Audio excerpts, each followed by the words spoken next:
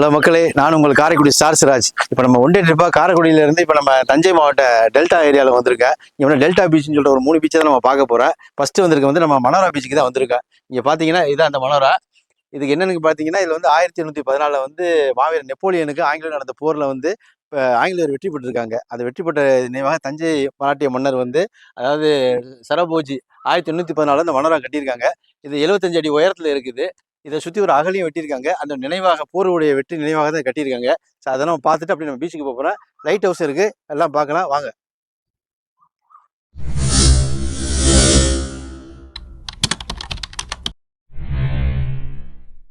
இப்போ அந்த நினைவு சின்னத்துக்குள்ளே வந்துட்டேன். பார்த்தீங்கன்னா இங்கிட்ட அந்த நினைவு சின்னம் உள்ள என்ட்ரன்ஸ் பார்த்தீங்கன்னா ஒரு கோட்டையுடைய அமைப்பு அப்படியே கட்டியிருக்காங்க. பாருங்க, இங்கிட்ட அகலி இருக்குது, இந்த பக்கத்து அகலி இருக்குது, ஆனால் வர முடியாது.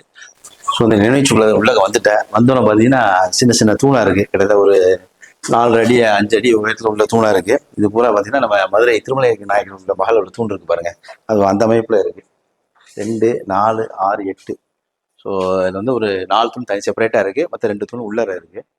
அப்படியே உள்ள மேலே போகிறான். ஸோ மேலே நினைவுச்சின்னம் இருக்குது. நம்ம மேலே நினைவுச்சின்னத்துக்கு மேலே ஏற கீழே வந்து ஒரு சின்ன குகமாக இருக்குது. என்னன்னு இதில் பார்ப்போம். ஸோ உள்ளர ஒன்றும் இல்லை, ஒரு பதுங்கு குழி மாதிரி வச்சுருக்காங்க, வேற ஒன்றும் கிடையாது. இதுல இருந்து ஒரு 10 அடிக்குள்ளே போகுது, அவ்வளவுதான். அப்படியே உள்ள சுற்றி பார்ப்போம் வாங்க. இப்போ நம்ம நினைவு சின்னத்துக்குள்ளே நிற்கிறான். அந்த கீழே பார்த்தீங்கன்னா இங்கிட்ட ஒரு செக்யூரிட்டி ரூம், இங்கிட்ட ஒரு செக்யூரிட்டி ரூம் மாதிரி இருக்குது. அதை தாண்டி உள்ளக வர்றான். ஸோ உள்ளக வந்தோன்னே ஒரு கோட்டைக்குள்ளே வர மாதிரி ஒரு செட்டப் இருக்குது. என்ன இருக்குன்னு அப்படியே பார்ப்போம். ஸோ இது உள்ளக நம்ம பேசுகிறது எதிரொலிக்குது. அப்படி ஒரு கோட்டை அமைப்பில் இருக்குது. உள்ள யாருமே இல்லை. ஹலோ, யாராச்சும் இருக்கீங்களா? யார் இருக்கீங்களா? ஸோ ஒருத்தர் இல்லை. ஸோ நம்ம மட்டும் தான் இருக்கோம். நம்ம பேசுகிற எதிரொலிக்குது நம்மளுக்கு. இது அந்த நினைவுச்சின்னத்துக்கு கீழே தான் இருக்கும். ஸோ அப்படியே ஒரு சுற்றி ஒரு வருது, ஒரு கோட்டை மாதிரி உள்ளே வருது பாருங்க. இது பார்க்கவே கொஞ்சம் ஒரு மாதிரி த்ரில்லிங்காக இருக்கு. சரி, அந்த வழியாக வந்தோம். இப்போ இந்த வழியாக அப்படிங்க போயிடுவோம். அடுத்து என்ன இருக்குன்னு பார்ப்போம் வாங்க. இப்போ நம்ம நினைவு சின்னத்தை சுற்றி பார்த்தீங்கன்னா அந்த கோட்டைச்சுவர் மாதிரி கட்டியிருக்காங்க. ஸோ அது என்னன்னு பார்த்தீங்கன்னா ஒவ்வொன்றையும் இந்த மாதிரி ஒரு ரூம் அமைப்பில் அப்படி அப்படியே வச்சிருக்காங்க. அது எதுக்குன்னு தெரியல. மேலே இனிமேல் தான் போகணும் நம்ம நினைவு சின்னத்துக்கு. வாங்க அப்படியே மேலே ஏறி பார்ப்போம். இப்போ இந்த மணலோட கீரோன் ஃபுல்லாக எப்படி இருந்துச்சோ அதை பார்த்தீங்கன்னா உள்கட்டமைப்பு வந்து ஒரு புகை மாதிரி இருந்துச்சு பார்த்தீங்களா, அது மாதிரி தான் இங்கே இருக்குது. ஆனால் அதை தாண்டி இங்கே கீழே வந்து ஒரு செட்டப்பில் வந்து ஒரு ஹால் ஒரு புகை மாதிரி தான் இருக்குது. இது என்னென்னா உள்ள தியானம் பண்ணுற இடம் மாதிரி இருக்குது. ஸோ இதுக்கப்புறம் போகிறதுக்கு இங்கே தான் வழின்னு நினைக்கிறேன். ஆமாம், ஸ்டெப்பு இந்த தான் இருக்குது. இந்த பக்கம் தான் போகணும். வாங்க அப்படியே போகலாம். ஸோ இதை பார்க்கையிலே வந்து ஒரு புகை செட்டப் தான். பட் ஆனால் என்னன்னு கேட்டிங்கன்னா புது மாடலாக இருக்குது. பழைய ட்ரெண்டிங் அந்த கருங்கல் இல்லாமல் இப்போ உள்ள கட்டட பூச்சி வேலையோட இப்போ ட்ரெண்டிங் புதுசாக இருக்குது. ஆனாலும் பார்க்க கொஞ்சம் த்ரில்லிங்காக தான் இருக்குது. இப்போ நம்ம மேலே வந்துட்டோம், இந்த ரிலேஷன் மேலே. இது பார்த்தீங்கன்னா இதுக்கப்புறம் உள்ளே போகிறதுக்கு ஸ்டெப் வச்சுருக்காங்க. இப்போ இங்கேருந்து பக்கத்தில் இந்த கடல் வியூ ஃபுல்லாக தெரியுது பாருங்க. இது வந்து தரமட்டத்தில் ஒரு 75 அடி உயரம்னு சொல்கிறாங்க. ஸோ உள்ளக்கு போய் பார்ப்போம். அப்படியே வாங்க.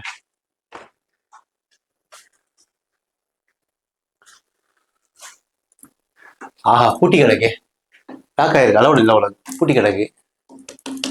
சரி ரைட், இதுக்கு மேலே போக முடியாது உங்களுக்கு. சரி ஓகே, அதான் கீழே செக்யூரிட்டி மேலே போக முடியாது சார்னு சொன்னாங்க. ஸோ இதில் வந்து என்னென்னு பார்த்தீங்கன்னா இந்த நினைவு சின்னம் வந்து நினைவு சின்னம்ங்கிற எப்போவுமே நம்ம ஓப்பன் நினைவு சின்னமாக தான் நம்ம பார்த்துருக்கேன். இது பார்க்கையில ஒரு குகை கோட்டை மாதிரி இருக்குது. ஆனால் பழைய மாதிரி உள்ள கட்டடம் இல்லாமல் புது கட்டடக்கலையோடு இருக்குது. ஆனால் அது உள்ளக்க போயில மனசுக்கு ஒரு மாதிரி ரொம்ப அமைதியாகவும் பீஸ்ஃபுல்லாகவும் இருக்குது. கொஞ்சம் ஒரு பயங்கலந்த சூழ்நிலையாகவும் தான் இருக்குது. நம்ம பேசலாம் எக்கோ அடிக்குது. எனக்கு அதிகமாக இப்போ வந்த இடத்துல யாரும் இல்லை. ஸோ ஈவினிங் நைட் டயத்தில் எப்படி இருக்குன்னு பார்த்துக்கிறேங்க. இந்த மணராவுடைய வந்து நினைவு சின்னத்தில் வந்து ஒரு சின்ன டீட்டெயில் தெரிஞ்சுக்கிட்டேன். ஸோ இதோடைய முழு டீட்டெயில் வந்து தஞ்சையில் உள்ள தொழில் துறையுடைய லைப்ரரியில் தான் இதோடைய முழு டீட்டெயில் இருக்குங்கிறாங்க. ஸோ ஒரு நாளைக்கு நம்ம தஞ்சை பெரிய கோயிலை காட்ட போயில அதோடைய இது என்ன டீட்டெயில் அப்போ நம்ம கேட்டு தெரிஞ்சுக்கிறோம். ஓகே வாங்க நெக்ஸ்ட் ஸ்டெப்புக்கு போவோம். இப்போ நம்ம மனோரா பார்த்துட்டா அது உள்ளக பார்த்து முடிச்சதுக்கப்புறம் வெளியில் வந்தீங்கன்னா ஒரு சிறுவர் பூங்கா இருக்குது. 10 ரூபா டிக்கெட் சார்ஜ் பண்ணுறாங்க. அங்கே சிறுவருக்கு உண்டான விளையாட்டு பொருள் இதெல்லாம் இருக்குது, வேற ஒன்றும் கிடையாது.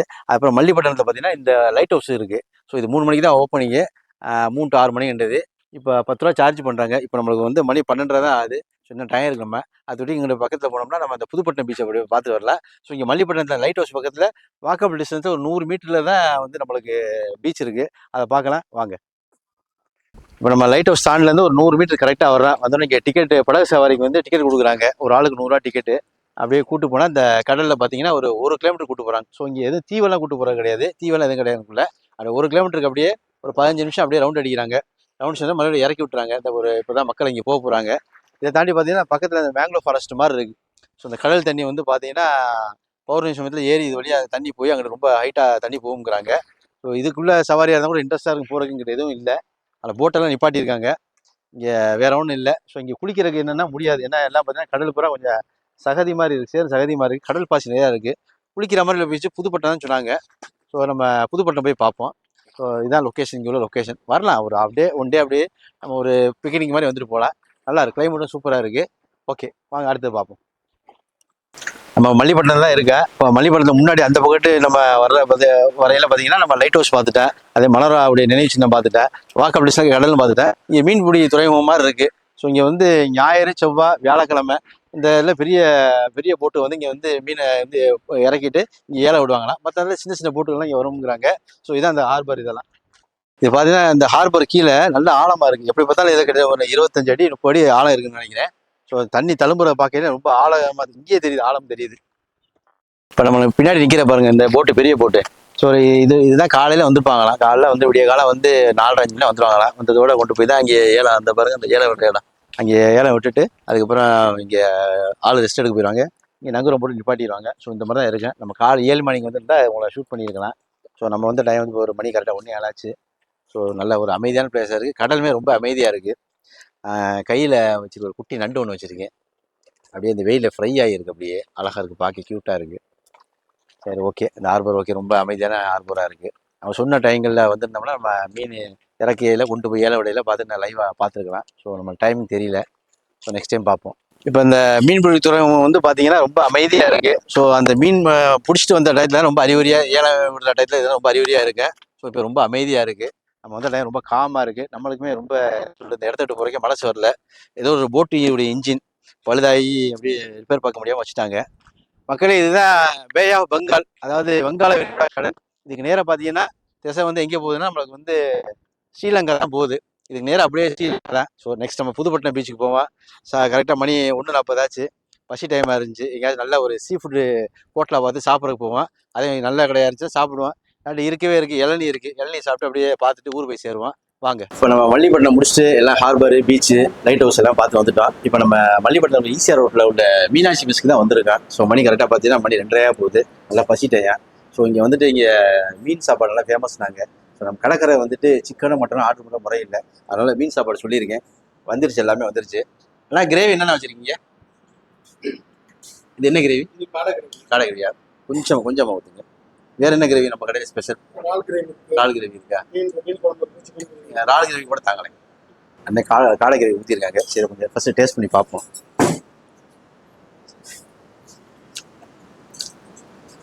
ஓகே ஓகேதான். நான் இறால் கிரேவி கொடுத்தோம்.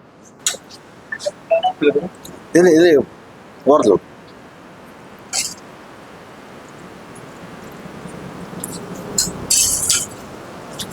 ஓகே. இறால் கிரேவி சூப்பராக இருக்குது. இறாலையும் டேஸ்ட் பண்ணி பார்த்துருவோம்.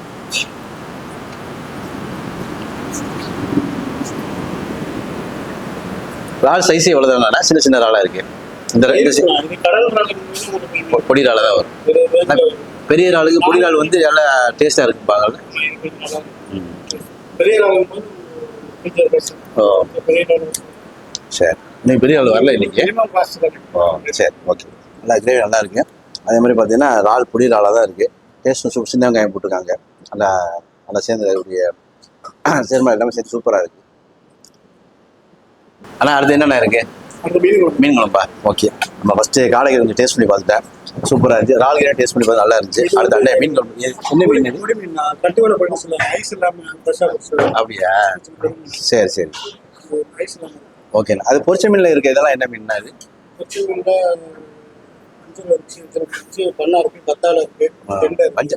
இது இது பண்ணா எது? இதுவா? ஓ சரி சரி சரி. இது முட்டைப்பாறை இதெல்லாம் சொல்லுவாங்க, அதெல்லாம் ஒன்றும் இல்லைங்களா? முட்டைப்பாறை, செங்கனி இதெல்லாம். ஓ சரி சரி, அப்படியா? நம்ம ரொம்ப மீன் பிரியர். நம்மளுக்கு இந்த இங்கே வேணாலுமே அந்த முட்டைப்பாறையுடைய மண்டை தனியாக வாங்கிட்டு வந்துருவேன். பெரிய சைஸ் ஒரு 2 கிலோ 2.5 கிலோ இருக்கேன். சரி, பரவாயில்ல. அதை விரும்பி தான் மேலே வந்தது. நம்ம தம்பிமாருக்கு அப்புறம் அவங்க மீன் சின்ன மீன் சாப்பிடுவாங்க. நம்மளுக்கு இந்த முட்டைப்பாறையுடைய மண்டை ரொம்ப பிரியம் நம்மளுக்கு.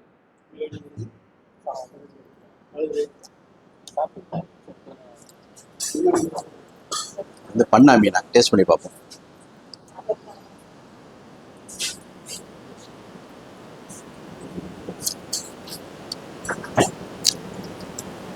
நல்லா இருக்கு, ரொம்ப ஸ்மூத்தியாக நல்லா இருக்கு. ஒரு ஃப்ரெஷ் அது கடற்கரையில் உள்ள ஃப்ரெஷ் மீன் நம்மளுக்கு தெரியுது. நம்ம ஏரியா போல எப்படி இருந்தாலும் வந்து ஃப்ரெஷ் மீன் அது ஐஸ் மீனாக தான் இருக்கு. நல்லா அது பிக்கையிலே அதோடைய சாஃப்ட்னஸ் தெரியுது, நல்லா இருக்கு.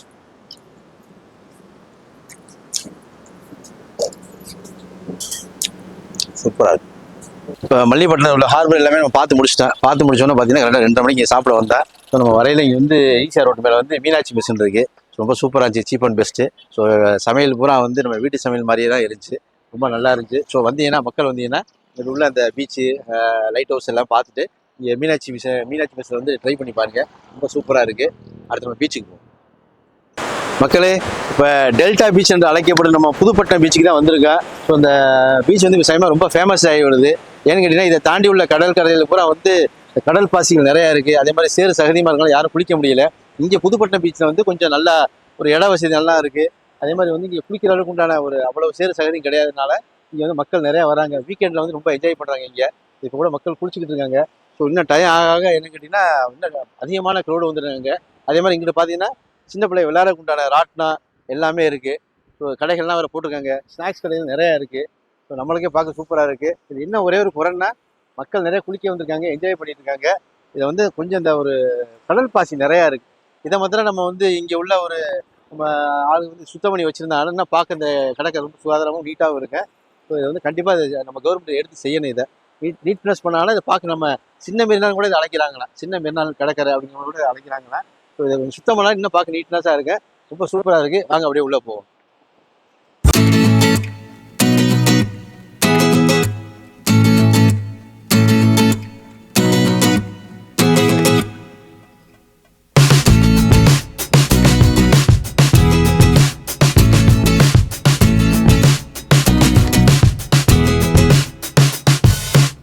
மக்கள் வந்து இங்கே சூப்பராக என்ஜாய் பண்ணிட்டு இருக்காங்க.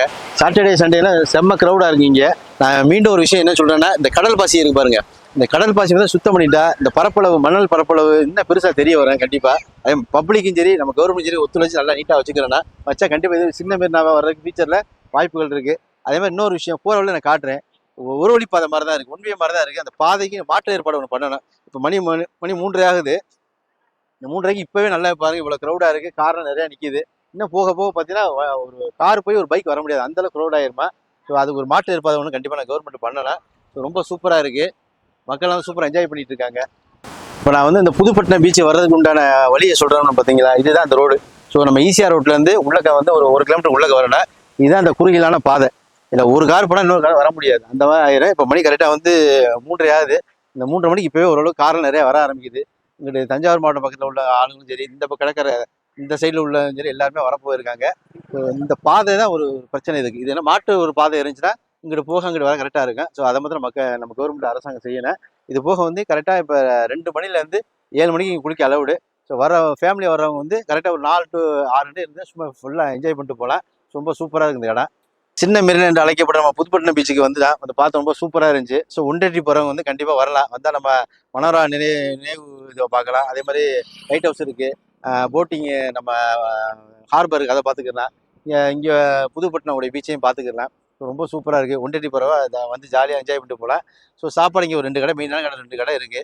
ஸோ அது நம்ம சாப்பிட்ட இடத்தையும் உங்களுக்கு காமிச்சேன். ஸோ அதுக்கு வந்து பெரும்பாலும் நீங்கள் வீட்டிலேருந்து வரையில் எடுத்துகிட்டு வந்தால் ரொம்ப சூப்பராக இருக்கும். இது ஃபுல் டே என்ஜாய் பண்ணிட்டு போகலாம். ஸோ நல்லா இருக்குது. இந்த காணொலி நான் பிடிக்கும் நம்புறேன். லைக் பண்ணுங்கள், ஷேர் பண்ணுங்கள், கமெண்ட் பண்ணுங்கள். முக்கியமாக உறவுகள் அனைவரும் சப்ஸ்கிரைப் பண்ணுங்கள். நெக்ஸ்ட் வீடியோ சந்திப்போம். நான் உங்களுக்கு காரைக்குடி ஸ்டார் சிராஜ். பாய் மக்களே.